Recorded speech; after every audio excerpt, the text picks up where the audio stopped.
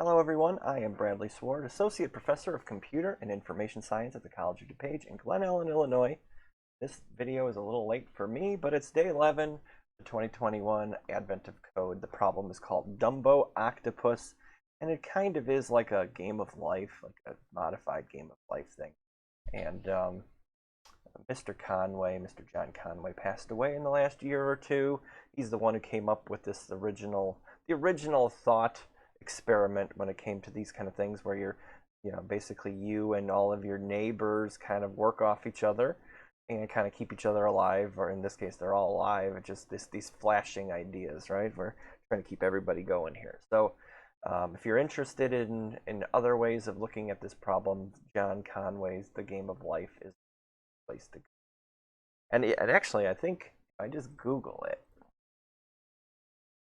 actually, I forgot about this. Let's see, if I put Game of Life in here, then, nope, maybe Conway. There it goes. So if you do a search for Google's Conway's Game of Life, the Game of Life pops up over here in your search, right? So that's pretty cool. That someone took the time to program that in. And this is the true original Game of Life from, I believe, 1970, and this is obviously the modified version of it from specifically December 10th or December 11th, 2020. Okay, so now to it. Basically, you have a grid of numbers. Add 1 to all the grid of numbers for a generation. Add 1, and if any one of them become 10 or greater, then they flash, which just means they take all of their neighbors, add 1 to all of them, and then they go off. They can only flash once per generation. But then you can have one of these guys flash another, which flashes another, so you can have like a chain reaction of these kind of things in one generation. So the easy part is adding 1. The tricky part is making sure you go through all over and over and over again to make sure that everything that could flash has flashed. And then you just go ahead and you can go through the rules yourself, because that's not what I'm here for this time. I'm just here for the solution. So that is the idea for part 1 anyway. After 100 generations, how many flashes have occurred? And so here is my code. And since I did not do this last night, I started this morning around whatever. It didn't take me very long to do this. And I got to kind of engineer this a little better since I wasn't racing the clock. I was just kind of thinking it out logically and setting things up modularly. That it really wasn't too bad of a problem. So here's my data set. I take my data, I read it in, and I read it in as a list of lists. I'm beginning to love these lists of lists, basically a 2-dimensional array. And so that at the end, when you do that, you have everything here. And then I have a function that I call to add 1 to every element. And of course, there's probably easier ways to do it. But once I got it working one time, it was easy just to copy paste. And I'm definitely not thinking this is the fastest, most efficient way to solve the problem. But it is probably pretty it's very logical, because you think of it 2-dimensionally. And even if I broke it down to 1 dimension to make it faster, like, my goodness, you would have to write a lot of comments to explain what the heck you're doing. So I add 1 to every element, and then I have a function that tells me what is the value of a specific element. And again, the problem is if I'm in the corner and I'm trying to increase all of my neighbors, well, I'm going off the charts. I'm falling off the flat Earth there, because the true Game of Life from Conway is an infinite grid, but this is not an infinite grid. So I have to make sure that if I go out of bounds, I just return something that indicates that the value is garbage, and that's a -1 in this case. So if I'm out of bounds, return a -1, and if I'm in bounds, return whatever the value is. Okay, so this is where the fun begins. Process all the flashes. And so I did not do this recursively. I just kind of iteratively went through, and this does not guarantee that the entire process of processing all the flashes is complete. All this does is make one pass through all of the elements. And I keep track of how many flashes have occurred since I went through and processed all of the elements.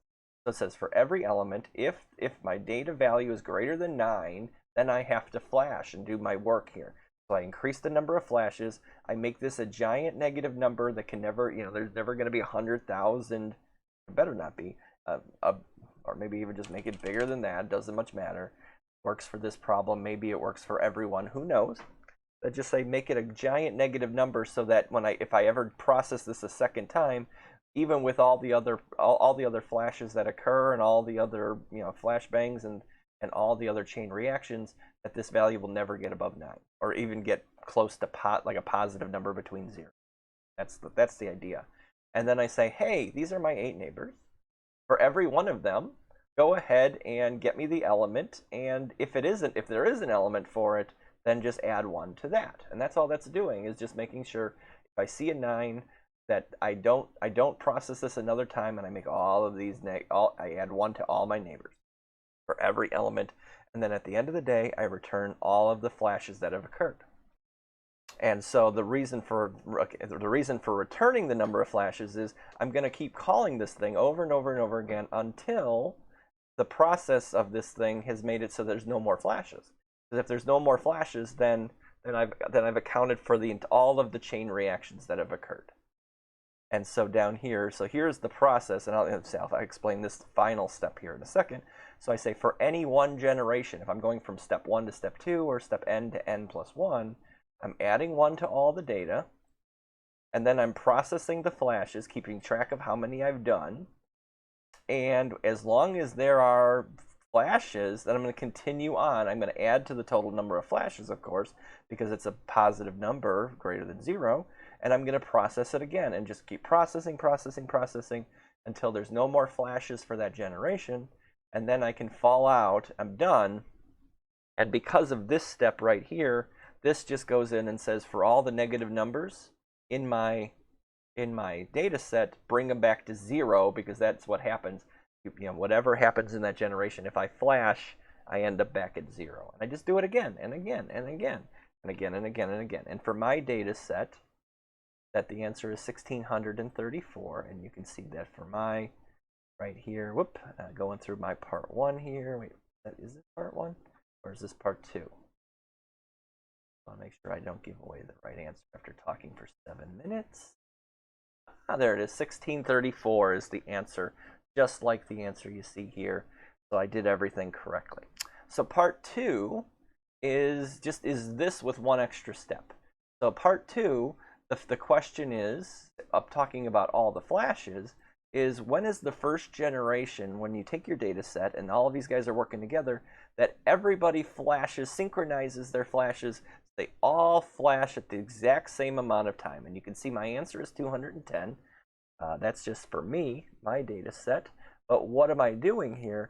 All I'm doing now, almost all of my code is identical. And now I have this function that I added, like, are you all a bunch of zeros?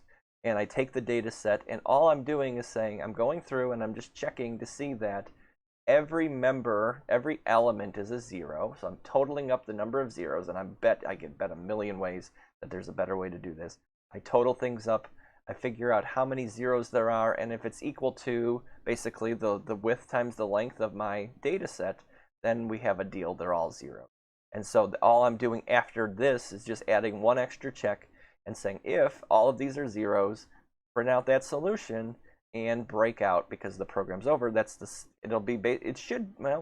don't know if it'll be, but I don't know if it'll be every 210 or every, I don't know how many, probably every 10 after that, right? If you're adding 1, adding 1, adding 1, adding 1, adding 1.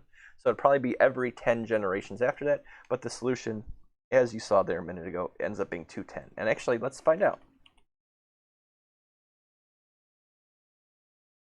Then it would be every 10 generations after that.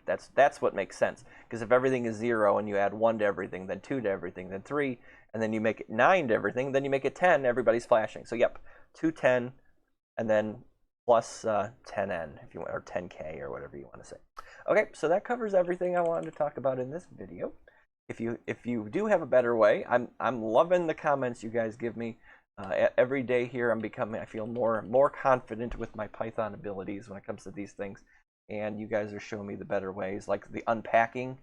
Where is it down here? I did do an unpacking of an element of a list so that I don't have to write out 1 0 1 0. And I don't even know, I probably can't do that here with this for the two-dimensional array, but at least I can unpack them. If you're interested, look up unpacking, because I don't have to supply the x and the y directly. I can just say unpack this, and then the first element will go into x and the second element will go into y, and it just saves a lot of time and effort, and it's pretty cool little feature of Python.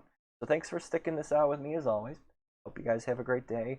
I plan on doing this video for day 12 if I get a solution at my normal time. Try to get it done by midnight, 1 o'clock. But this is rare for me. I had a party last night and I went a little late, and I decided to just do this in the morning. So take care, everybody. Have a good one.